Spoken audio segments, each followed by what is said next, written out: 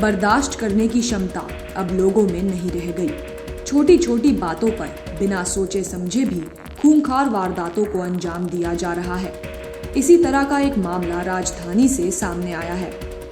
वारदात दिल्ली के रनहोला इलाके की है, जहां बीती रात यानी रविवार को महज हाथ टकराने और मोमोज गिरने से एक खौफनाक वारदात सामने आई। दरअसल जितेंद्र नाम का 40 साल का एक शख्स अपनी पत्नी और बच्चों के साथ उत्तम नगर इलाके में किराए के मकान में रहता था। मूल रूप से बिहार से सीतामढ़ी के रहने वाले जितेंद्र के परिवार में माता पिता, पत्नी, बेटी और 2 बेटे हैं और खुशहाली से अपनी जिंदगी बिता रहा था।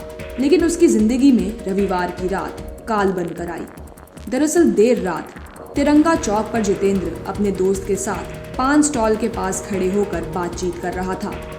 वहीं पास में एक मोमोज वाला भी खड़ा हुआ था, जहां नकुल उर्फ गोलू नाम का एक शख्स खड़ा था, जिसे जितेंद्र पहले से जानता था।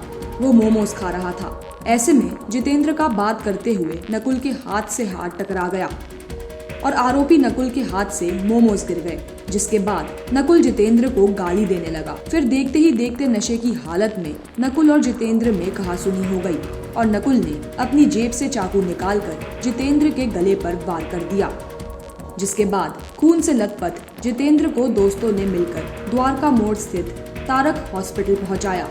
लेकिन तब तक बहुत देर हो चुकी थी और जांच के बाद डॉक्टरों ने जितेंद्र को मृत घोषित कर दिया। वहाँ पे मैं देखा कि वो चाकू लेके वहाँ पहले इसको पापा को देखा, मैं खून से लथपथ आ रहा था इधर।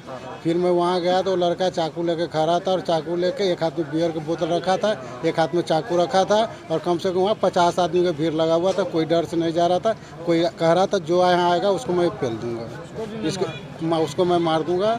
वहाँ डर से कोई नहीं जा रहा था और वहाँ से वो लड़का फिर बाद में चला गया। फिर बाद में उसकी मम्मी फ़ोन करके क्या करके पुलिस को सरेंडर किया।